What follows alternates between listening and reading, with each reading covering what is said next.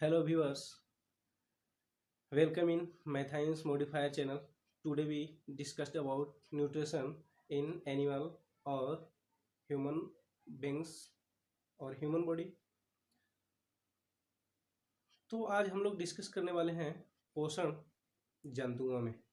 जंतुओं में पोषण किस प्रकार से होती है और इसके बारे में हम लोग आज विस्तार से पढ़ने वाले हैं। तो इस वीडियो में अंत तक बने रहिए। अगर आप नए हैं तो चैनल को सब्सक्राइब कर लीजिए और अगर सब्सक्राइब कर लिया है तो नोटिफिकेशन ऑन रखिए ताकि आपका जो है पठन पाठन जो है सही ढंग से लगातार चलता रहे और हमारा बनाया हुआ वीडियो जो है आपके पास सबसे पहले पहुंच सके।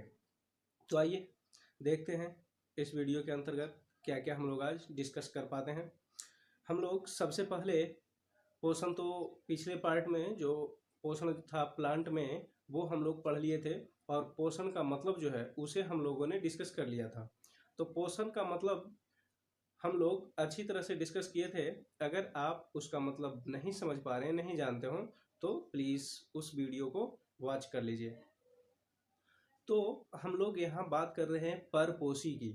परपोषी जो है, जिस प्रकार से पादप जगत जो है वो स्वपोषी होता है। क्या होता है? स्वपोषी, जो कि अपने भोजन के लिए खुद पर डिपेंड करता है। और उसी प्रकार से उसी का विपरीत ये जो ह्यूमन बींग्स और एनिमल किंगडम जो है वो टोटली लगभग कहा जा सकता है डिपेंड करता है सिर्फ और सिर्फ मतलब दूसरे जीव जंतुओं या फिर पादप पे निर्भर करता है। तो कहने का अर्थ ये हुआ कि अगर दूसरे पे निर्भर करना पड़ रहा हो भोजन के लिए तो उसे परपोषी कहा जाता है। अब हम लोग दूसरे पे निर्भर तो करते ही हैं, या फिर पेड़ पौधे का प्रोडक्ट हम लोग भोजन के रूप में यूज करते हैं, या फिर जीव जंतुओं का, जैसे मांस, मछली, अंडा जीव जंतुओं से प्राप्त होता है और वही पादप से प्राप्त होता है अनाज, तेल, बहुत तरह की और सारे प्रोडक्ट, सब्जियां, फल सब पौधों से प्राप्त होती है। तो इन सब के लिए हमें पौधे और जीव जंतुओं पे निर्भर रहना होता है। तो उसी को परपोषी कहा जाता है। जो अपना पोषण दूसरों से जुटाता है उसे परपोषी कहा जाता है। तो परपोषी का जो टाइप्स है वो 3 प्रकार का है। कितना प्रकार का है? 3 प्रकार का है। तो सबसे पहला क्या है, दिख रहा होगा आपको बोर्ड पे लिखा हुआ। सबसे पहला जो है वो परजीवी टाइप का होता है। परजीवी होता है, उसको पैरासाइट्स बोलते हैं। क्या बोलते हैं?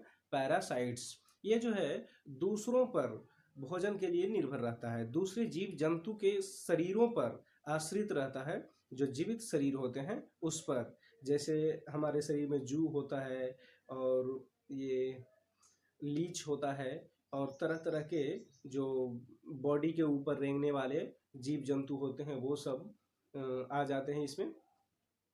उसके बाद दूसरा होता है मृतोपजीवी, जिसको सैप्रोजोइक बोला जाता है। क्या बोला जाता है? सैप्रोजोइक, मृतोपजीवी। मृतोपजीवी का मतलब क्या हुआ? जो मृत शरीर के ऊपर रहकर अपना जीवन यापन करता हो या उससे अपना भोजन प्राप्त करता हो, उसी पर आश्रित होता हो, तो उसको यानी अपना पोषण उसी से प्राप्त करता हो तो उसे मृतोपजीवी कहा जाता है। तो इसका एग्जाम्पल जो है वो हो जाता है जीवाणु, हो जाता है कुछ वायरसेस भी होते हैं और ये बहुत टाइप के जो हैं कवक वगैरह, ये सारे आ जाते हैं मृतोपजीवी में। और लास्ट का जो तीसरा टाइप है वो प्राणी संभोजी है। क्या है? प्राणी संभोजी, जो हम लोग डायरेक्टली उसी में आते हैं। प्राणी संभोजी में मतलब हम लोग भोजन के लिए एक दूसरे पर निर्भर रहते हैं, हालांकि उससे चिपके हुए नहीं रहते हैं। पर ये दोनों जो थे, एक जिंदा के साथ चिपका हुआ होता है जो परजीवी कहलाता है और एक मृत शरीर के साथ जिसे मृतोपजीवी कहा जाता है। पर हम लोग इस प्रकार के ऐसे जीव जंतु नहीं हैं जो अपने पोषण के लिए किसी से चिपके हुए रहें।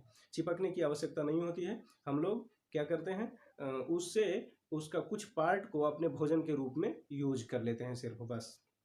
तो ये हो गया प्राणी संभोजी।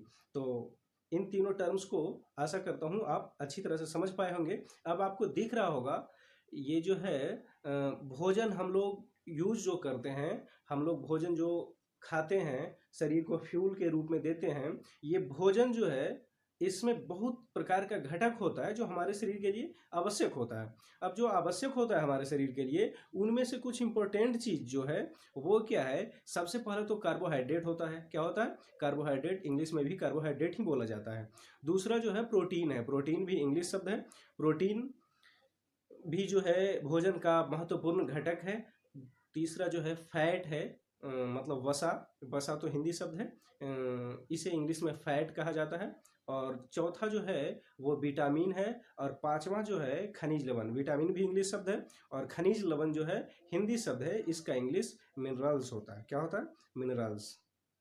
तो इन सारे चीज़ों के बारे में हम एक एक करके डिस्कस करने वाले हैं। तो सबसे पहले हम डिस्कस करने वाले हैं किसके बारे में? कार्बोहाइड्रेट के बारे में। किसके बारे में? कार्बोहाइड्रेट। सब हम लोग कार्बोहाइड्रेट को सबसे पहले डिस्कस करते हैं। कार्बोहाइड्रेट का अणुसूत्र आपको लिखा हुआ दिख रहा होगा, C6, मतलब कार्बन का 6 परमाणु और हाइड्रोजन का 12 परमाणु और ऑक्सीजन का 6 परमाणु, इतने सारे मिलकर कार्बोहाइड्रेट के एक मॉलिक्यूल बनाते हैं, मतलब एक अणु बनाते हैं। अणु परमाणु पर विशेष चर्चा हम लोग अगले वीडियो में करेंगे, केमिस्ट्री से रिलेटेड जो होगा उसमें करेंगे। तो ये जो है कार्बोहाइड्रेट दो प्रकार का होता है, एक तो सरल होता है और दूसरा जटिल। तो सरल क्या होता है? लैक्टोज होता है और फ्रक्टोज होता है, माल्टोज होता है। और जटिल जो होता है वो मंड होता है। क्या होता है? मंड होता है। तो और इसका सोर्स जो है कार्बोहाइड्रेट का, ये सोर्स क्या होता है? तो सोर्स होता है चुकंदर, आलू और गन्ना। ये इसमें जो है प्रचुर मात्रा में कार्बोहाइड्रेट की उपस्थिति होती है, प्रचुर मात्रा में कार्बोहाइड्रेट्स उपस्थित होते हैं इसमें। और एक बात और है कि ग्लूकोज का 1 ग्राम जो होता है उसमें 4.2 किलो कैलोरी क्या होती है? एनर्जी। 1 ग्राम ग्लूकोज से 4.2 किलो कैलोरी एनर्जी हमें मिल जाती है। इसलिए ग्लूकोज जो है वो हमारे शरीर को डायरेक्टली एनर्जी देता है। ठीक है। तो कार्बोहाइड्रेट जो है डायरेक्टली और क्विकली एनर्जी देने में सक्षम होता है हमारे शरीर को, इसलिए हमें कार्बोहाइड्रेट की आवश्यकता होती है। मतलब आप भोजन करने के उपरांत तुरंत बाद, मतलब घंटे आध घंटे बाद आप मतलब इस कार्बोहाइड्रेट का उपयोग करना शुरू कर देते हैं अपने शरीर द्वारा, या हमारा शरीर उसका उपयोग करना शुरू कर देता है। लास्ट की जो बात है वो, हम ग्लूकोज को सेलुलर फ्यूल भी बोलते हैं। सेलुलर फ्यूल इसलिए बोलते हैं क्योंकि ये सेलुलर का मतलब हो गया कोशिकीय, फ्यूल मतलब ईंधन, आप लोग जानते होंगे। तो सेलुलर फ्यूल का मतलब वो कोशिकीय ईंधन, कोशिका के लिए ये जो है एज अ फ्यूल, ईंधन के रूप में कार्य करती है। इसलिए this is most important for our body और cellular, as a cellular fuel. हम लोग अब प्रोटीन के बारे में डिस्कस करने वाले हैं। प्रोटीन क्या है? प्रोटीन हमारे शरीर में मरम्मत का कार्य करता है। संपूर्ण शरीर में टूटी फूटी हुई कोशिकाएं जो होती है उसको कंप्लीट करता है, घाव वगैरह जो होता है उसको भरने का कार्य करता है। इसकी संरचना जो है जटिल होती है। इसकी संरचना कैसी होती है? जटिल होती है। और जंतु शरीर का 14% जो है वो मेड ऑफ प्रोटीन होता है। क्या होता है? Made of protein. प्रोटीन का बना हुआ होता है, प्रोटीन से बना हुआ होता है। कितना प्रतिशत भाग? 14%। भूलिएगा नहीं, एग्जाम के लिए इंपॉर्टेंट फैक्ट है। और ये जो है प्रोटीन कार्बन, हाइड्रोजन, ऑक्सीजन और नाइट्रोजन, इन 4 तत्वों के ज़्यादा अधिकांश रूप से इन्हीं 4 तत्वों के मिश्रण से, इन्हीं 4 तत्वों से इस यौगिक का निर्माण होता है, बायोमोलिक्यूल बनता है, और जिसे अमीनो अम्ल के रूप में जाना जाता है। अमीनो अम्ल भी कहा जाता है। प्रोटीन्स जो है अमीनो अम्ल के गुच्छों से बना होता है, मतलब बहुलक होता है उसका। ये बायोमोलिक्यूल पढ़ने से पता चलता है कि ये इतना बड़ा बड़ा प्रोटीन का बायोमोलिक्यूल होता है कि इसकी जो है परमाणु द्रव्यमान बहुत ज़्यादा होती है। और इस प्रकार से ये जो है हमारे शरीर के लिए बहुत इम्पोर्टेंट भी होता है। और इसके सोर्स की अगर बात करें तो ये पनीर में, सोयाबीन में, दूध में, मछली में और अंडे में प्रचुर मात्रा में पाई जाती है। ये जो है इन सारी चीज़ों में प्रचुर मात्रा में मिलती है। कार्बोहाइड्रेट और वसा की अनुपस्थिति में तो ये कमाल ही कर देता है कि कार्बोहाइड्रेट से भी ज़्यादा एनर्जी प्रदान कर देता है।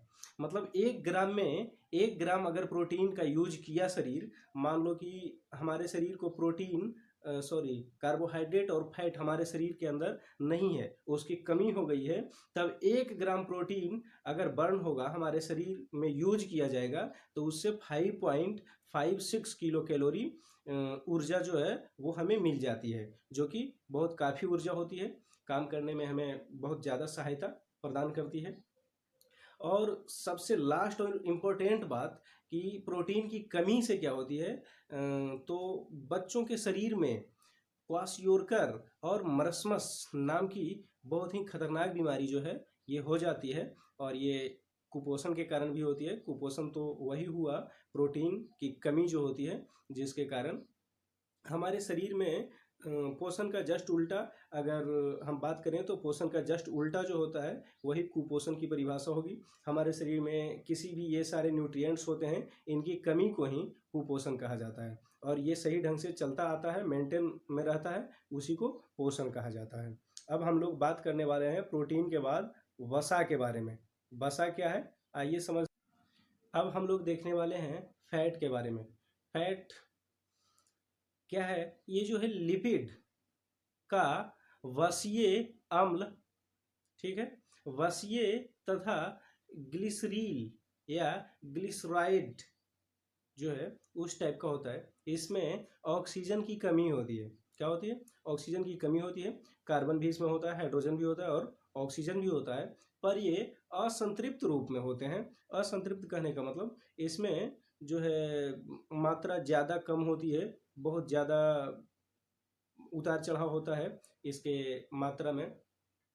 और अगर केमिस्ट्री के अकॉर्डिंग हम बात करें तो ये जो है मतलब अलग अलग प्रकार का जो बॉन्ड होता है, डबल बॉन्ड, ट्रिपल बॉन्ड, इन सब का ज़्यादा इसमें समावेश होता है। So this is called fat, ठीक है।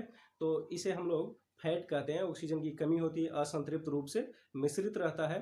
और हम इसके अगर सोर्स की बात करें कि फैट जो है हमें मिलता कहाँ है, किस में है, तो दूध में भी फैट मिल जाता है, मक्खन में भी, पनीर में भी, और घी में भी मिलता है, और तिलहनों में भी मिलता है। तैलीय फसल जो होता है, तैलीय जो ग्रेन्स होते हैं उनमें भी ये जो है फैट होता है। जैसे नारियल हो गया आपका, सरसों, इधर राई भी कहा जाता है जिससे भी तेल निकाला जाता है, अरंडी वगैरह, बहुत तरह की जो है तिलहन पदार्थ होते हैं, तिलहन होते हैं जिनमें ये जो है फैट का अधिक मात्रा पाया जाता है।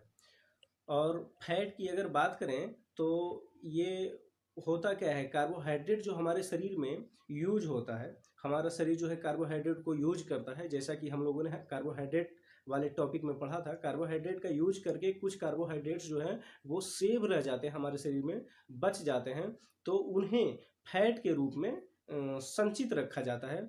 और अगर बात करें कि 1 ग्राम फैट जो है वो कितना एनर्जी देगा, तो वो 9.3 किलो कैलोरी एनर्जी प्रोवाइड करता है हमें, जो कि अच्छी खासी है। अभी तक के हमने कार्बोहाइड्रेट्स के बारे में पढ़ा, प्रोटीन के बारे में पढ़ा।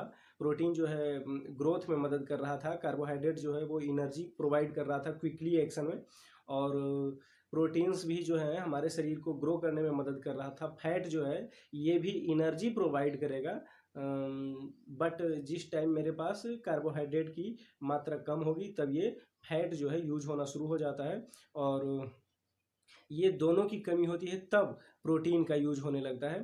तो फैट जो है उससे ज़्यादा एनर्जी देता है, अभी तक कार्बोहाइड्रेट से भी ज़्यादा एनर्जी देता है, और प्रोटीन से भी ज़्यादा एनर्जी देता है।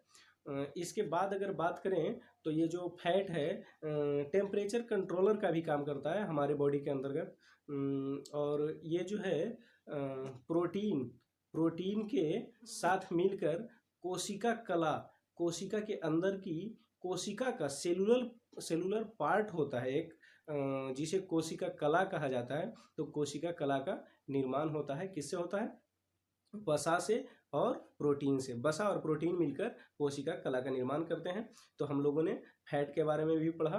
अब हम लोग विटामिन्स के बारे में पढ़ेंगे। उसमें विटामिन्स दो प्रकार के होते हैं, एक घुलने वाले वसा में, एक जल में घुलनशील होते हैं। उन सब के बारे में हम लोग विस्तार से पढ़ने वाले हैं इस चैप्टर में। तो आप हमारे साथ बने रहिए। हम लोग अब विटामिन के बारे में अब हम लोग डिस्कस करने वाले हैं विटामिन के बारे में। विटामिन जो है ये भी जटिल बायोमोलिक्यूल होता है। क्या होता है? जटिल बायोमोलिक्यूल होता है। और ये दो प्रकार का होता है, एक वसा में घुलनशील होता है, दूसरा क्या होता है? जल में घुलनशील होता है। वसा में घुलनशील जो होता है वो क्या क्या होता है, इसे आप याद रख सकते हो कीड़ा से। किससे? कीड़ा।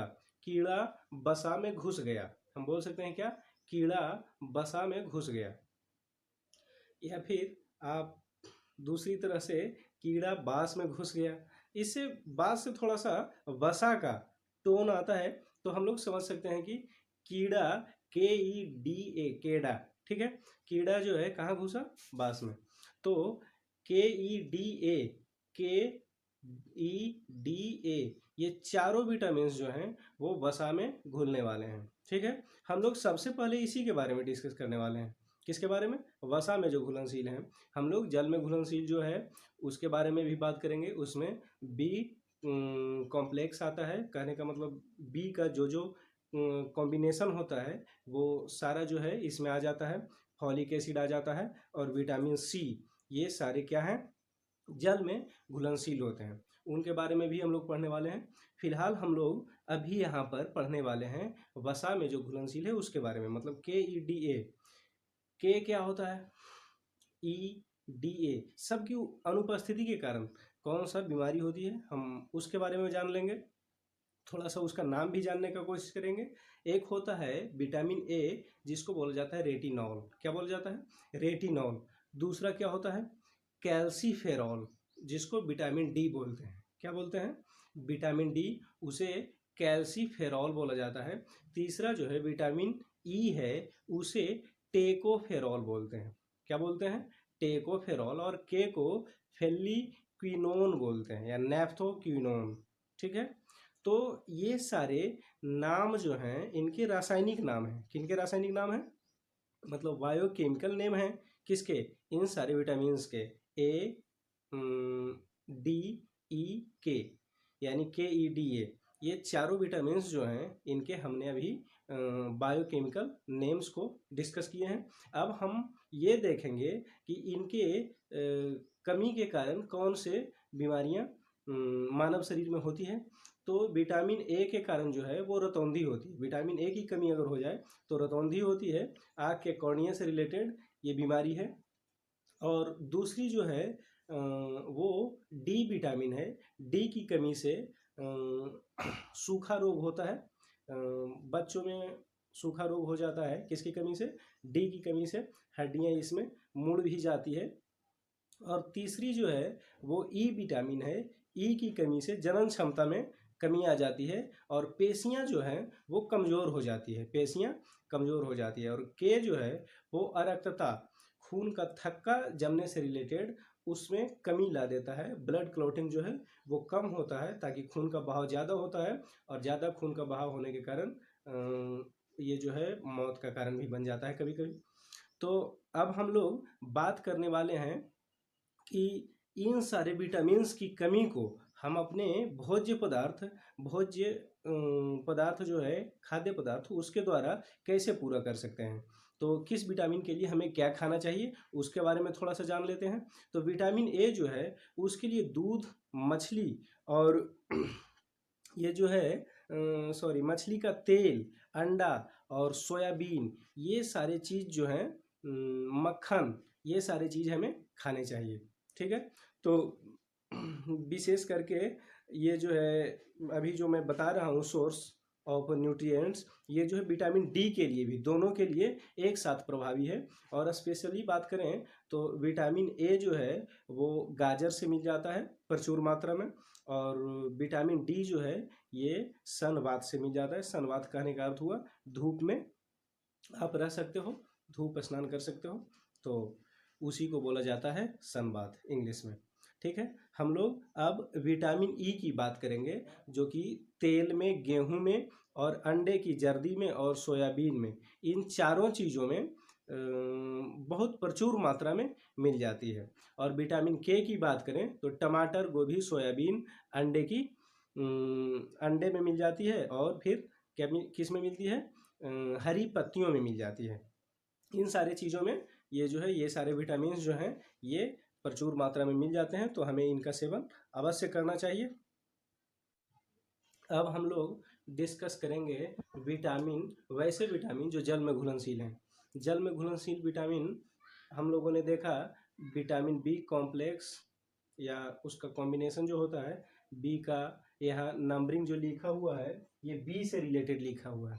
बी के लिए इतना कॉम्बिनेशन, मतलब B1, B2, B3, B5, B6, B7, B12, उसके बाद फॉलिक एसिड और सी, विटामिन सी, ये सारे जो हैं जल में घुलनशील विटामिन होते हैं। तो इन सब के कारण कौन सी बीमारी होती है और किस चीज़ को खाने से इसकी पूर्ति हो जाएगी, ये हम लोग जानने वाले हैं। तो आइए देखते हैं। सबसे पहले B1 जो है उसकी कमी से क्या होती है, बेरी, B2 जो है किलोसिस, B3 पेलाग्रा, B5 चर्म रोग, मतलब चमड़े से संबंधित रोग, बाल सफ़ेद होना, उसके बाद जनन क्षमता, ये सब विटामिन B5 की कमी से होती है। विटामिन B6 की कमी से रक्त क्षीणता, पेशीय ऐंठन और चर्म रोग। विटामिन B7 चर्म रोग, बाल झड़ना। विटामिन B12 मतलब 12 रक्त क्षीणता, तंत्रिका तंत्र में गड़बड़ी। तंत्रिका तंत्र से रिलेटेड जो गड़बड़ियां हैं वो इन्हीं के कारण होती है। फिर फॉलिक एसिड है, फॉलिक एसिड की कमी से कुंठित वृद्धि होती है। क्या होती है, कुंठित वृद्धि जो है हमारे शरीर में होने लगती है, और रक्त क्षीणता भी होती है।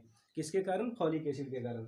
लास्ट जो है स्कर्वी है, स्कर्वी बीमारी होती है विटामिन सी की कमी के कारण, जो कि पूरा हो जाता है किससे, इन सब के बारे में अगर एक साथ सामूहिक बात करें तो इतने सारे चीज़ खाने से इन सब की कमी पूरी हो जाती है। मतलब इधर जो विटामिन B1 से विटामिन B12 तक का है, और फॉलिक एसिड, इतने सारे चीज़ इनसे प्राप्त हो जाएंगे अगर हम अंडा, मांस, दूध, हरी सब्जी, सोयाबीन, मूंगफली और यीस्ट का सेवन करें तो इन सब की कमी नहीं होगी। और सबसे लास्ट बात विटामिन सी है। विटामिन सी की कमी से स्कर्वी होती है, और नींबू वंश का जो भी फल होता है उसे खाने से, टमाटर खाने से और सोयाबीन खाने से ये सारी कमियां पूरी हो जाती है। तो हम लोगों ने वसा में घुलनशील विटामिन के बारे में पढ़ा, और जल में घुलनशील विटामिन के बारे में पढ़ा, उससे उसकी कमी से होने वाले रोग और उसे पूरा करने वाले जो हैं सोर्स, उनके बारे में हम लोगों ने विस्तार से जाना।